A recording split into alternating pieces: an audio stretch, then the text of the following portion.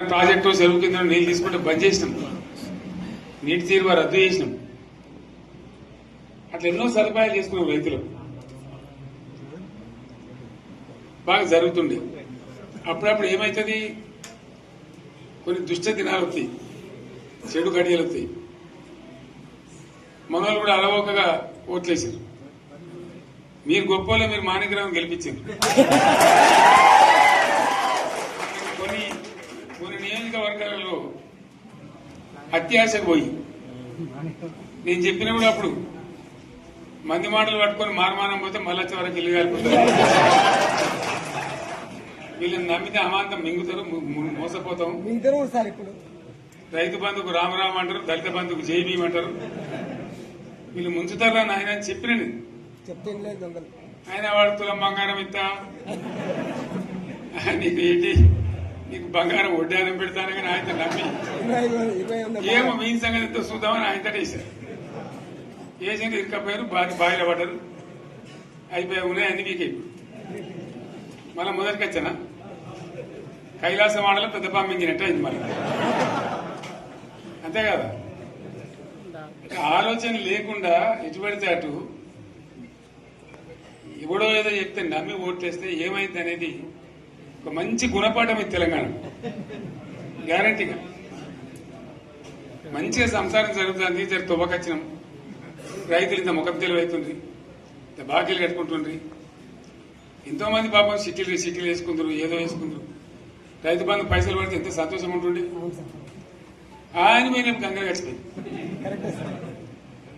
ఇప్పుడు వాడు ఇతడో ఏడో భగవంతుని కనుక ఇచ్చినా కూడా మోసం. ఏదో మళ్ళీ ఎలక్షన్ కోసం దానికోసం చేస్తారు తప్ప కడుపు నిండా ప్రేమ ఇచ్చేది ఇట్లే ఉంటుందా? సర్పంచ్ ఎలక్షన్ పెట్టింది సార్. మనం ఉన్నప్పుడు కరోనా వచ్చింది. కరోనా వస్తే కూడా నేను రైతు బంధు ఆపలే. కరోనా వచ్చి రాష్ట్రానికి రూపాయి ఆదాయం రాకపోయినా 4-5 మంచి స్కీములు తెచ్చి వాళ్ళకి కాపాడుకున్నాం. గౌరవంగా బతికింది రైతులు. బీమా వచ్చినండి, రైతు బీమా పెడితే ఎంతమందికి సాయం జరిగింది. గుంట భూములను కూడా మంచిగా సాయం జరిగింది, చిన్న రైతు కూడా సాయం జరిగింది. అట్లా అందరికి మనం గొర్రెల కాపలకు గొర్రెలు వేయడం కానీ, చేప పిల్లలు కానీ, అనేక రకాల అన్ని వర్గాల ప్రజలను ఎట్లా ఆదుకోని అట్లా ఆదుకున్నాం. మా తెలంగాణ కదా మేము తెచ్చుకున్నాం కష్టపడి. మా వాళ్ళందరూ పైకి రావాలి. కాంగ్రెస్ గవర్నమెంట్ ముస్లింల ఓట్లేసుకున్న తప్ప ముస్లింలకు మనం చేసిందా? ఇమాం మౌజాన్లకి మన జీతం ఇచ్చిందా? మనం వచ్చినాకనే ఫస్ట్ టైం వాళ్ళని గుర్తించి వాళ్ళని గౌరవించుకున్నాం.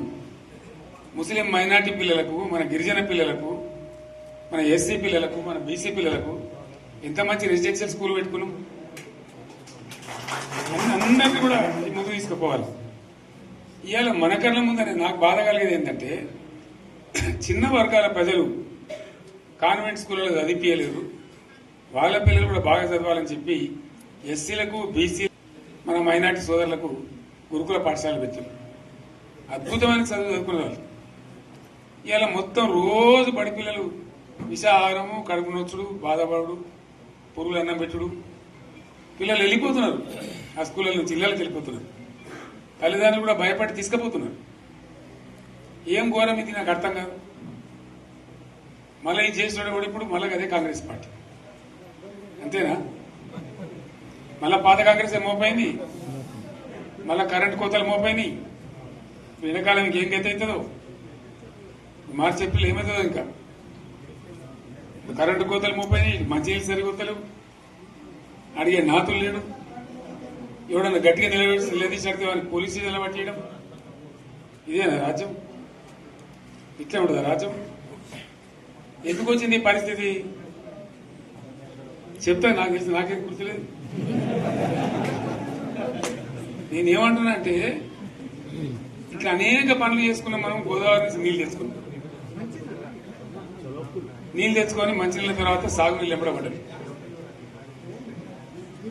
మెదక్లో యువతల ప్రాంతం అంతా కొంత అందినాయి నీళ్లు, పాత మెదక్ జిల్లాలో. నీటికి మిగిలిపోయినాయి మన 2 తాలూకాలు, నారాయణఖేడ్, జైరాబాద్. వాళ్ళకి నీళ్లు రావాలి. ఎట్లా రావాలి గోదావరి నీళ్లు? సింగూరు ఓ టైంలో నిండుతుంది, ఓ టైంలో నిండదు. మరి నిండినప్పుడు ఎట్లా గోదావరి నీళ్ళే దిక్కు